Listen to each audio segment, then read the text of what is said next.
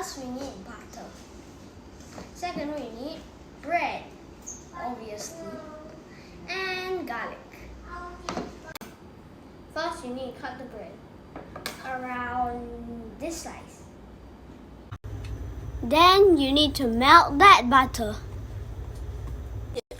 Once you're done melting the butter, put in that garlic. And then put the black pepper in and stir it again. I'm using salted butter so I don't have to put in the salt. So now what we need to do is turn off the heater. So now we need to put the bread inside the butter like this, both sides. First side and the second side. And then you've got to take it out. Whoops. Come on. And put it into the baking tray.